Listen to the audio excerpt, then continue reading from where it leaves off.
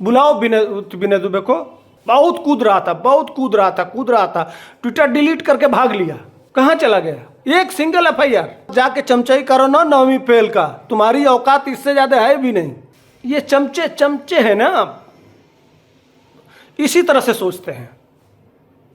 Social media में कुछ भी कह दीजिए, कोई बात नहीं है। और एक एफआईआर हुआ कि फट के फ्लावर हो गए, आज गायब है। बहुत कूद रहा था। ट्विटर डिलीट करके भाग लिया। कहाँ गई मर्दानगी? वो बहादुरी कहाँ गई? कहाँ हो चमचो? आओ बताओ ना, इंतजार कर रहे हैं हम लोग। बुलाओ विनय दुबे को। कहाँ चला गया? एक सिंगल एफआईआर। ये तुम लड़ोगे? ये है तुम्हारी औकात? अरे वो दुर्भाग्य है। कोर्ट, शासन, सिस्टम 70 साल से ये वामपंथियों के हाथ में है। नहीं तो तुम लोग सामने पड़ते ना तो सिर्फ पानी निकलता तुम्हारे उससे पैंट में, सब गीला करते, आगे पानी निकाल देते, पीछे पीली मिट्टी निकाल देते। तुम लोगों की औकात हम खूब अच्छी तरह से जानते हैं। हम लोग सामने नहीं आ सकते। देख लो, उदाहरण एग्जाम्पल। तुम लोग कितना कूदे थे, ये हो जाएगा वो हो जाएगा, एनएसए लगाओ आएगा। 10 तारीख को तारीख है, सुप्रीम कोर्ट से आएगा और जरूर आएगा। दुनिया की कोई ताकत रोक नहीं सकती है। सुप्रीम कोर्ट 10 तारीख को दिया है। तमिलनाडु से पूछा जाएगा, बिहार सरकार से पूछा जाएगा कि किस आधार पे आपने एनएसए लगा दिया, इतने सारे मुकदमे लिख दिए, बाकी लोगों पे क्यों नहीं इसको सेंटर की एजेंसी से जांच कराया जाए। मामला अब खराब पे चढ़ रहा है ना बेटा। सरकारें अपनी वाली कर ली, अब हम अपनी वाली करने वाले हैं। कहे भाग रहे हो पीठ दिखा के? कायरो, सामना करो। सिर्फ बातें हैं, आ जाओ ना। क्यों ट्विटर से एक सिंगल से नहीं झेल सकते मुकदमा? अगर मर्द होते तो आके जवाब देते।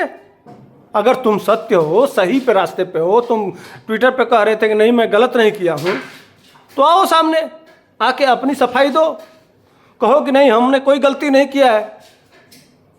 ट्विटर डिलीट करके भाग जाओगे, यूट्यूब से डिलीट करके भाग जाओगे, फेसबुक डिलीट करके भाग जाओगे। ये है तुम्हारी औकात। और बड़ी बड़ी बातें करते हो। इसका मतलब कहीं ना कहीं डीएनए में है। सही बात है। ये पता चल गया कि तलवार के डर से सलवार पहने हुए लोग हैं ये इनके डीएनए में वो चीज नहीं है। सच्चाई सामने आ गई, नहीं तो टिकता, कहता कि ठीक है एफआईआर हुआ तो हुआ, हम कोर्ट का सामना करेंगे, कोर्ट जो पूछेगा हम बताएंगे। देखे वो मनीष कश्यप को देखे थे, कहा कि हम संविधान में और कानून में विश्वास करते हैं। पुलिस ने नहीं पकड़ा, खुद जाके हाजिर हुआ कानून और न्याय में और कहा कि हम हाँ हो गया।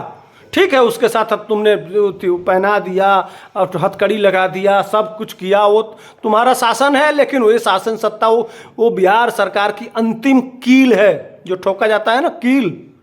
उसी तरह से मनीष कश्यप का जेल नहीं हुआ है, बिहार सरकार के शासन में कील है, कील। वो ऐसा ठुकेगा ना कि इतिहास में फिर लालू का और ये आरजेडी और जेडीयू समाप्त हो जाएगी।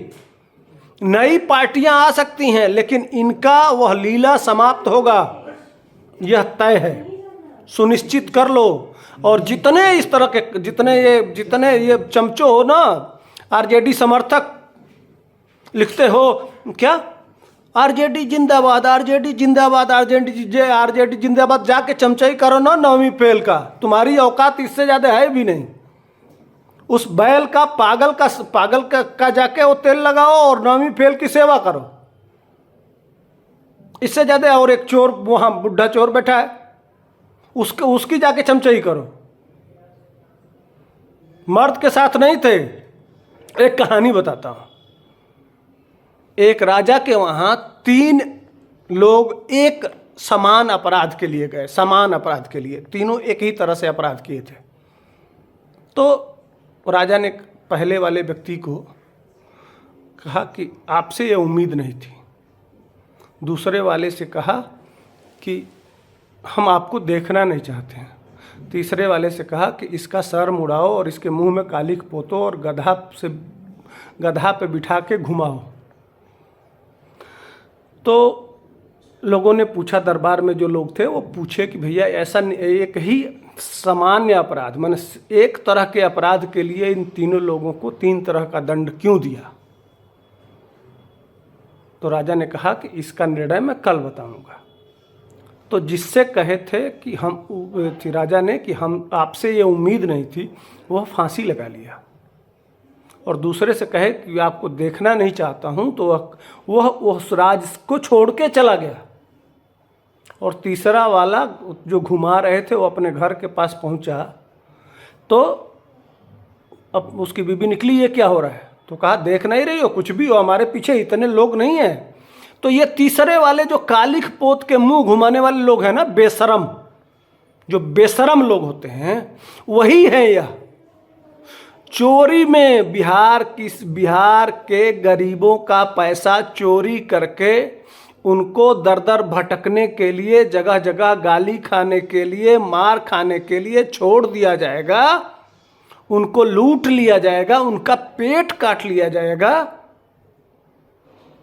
और जब चोरी से जेल से निकलेंगे तो हाथी पे घूमेंगे। इतने बेशरम हैं। और उसके पीछे ताली बजाने वाले कैसे होंगे?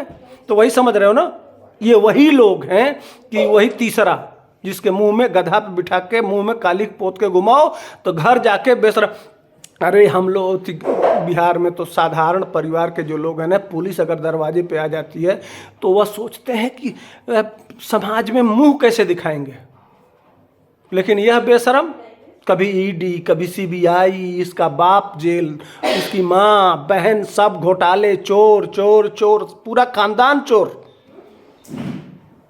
फिर भी शर्म नहीं है। और इस बेशरम के साथ कैसे लोग समर्थन करते हैं, वो अपना डीएनए चेक करें, वो अभी शायद इसी तरह के होंगे। धन्यवाद। आप इस चैनल को सब्सक्राइब करें, लाइक करें, शेयर करें, आगे बढ़ाएं।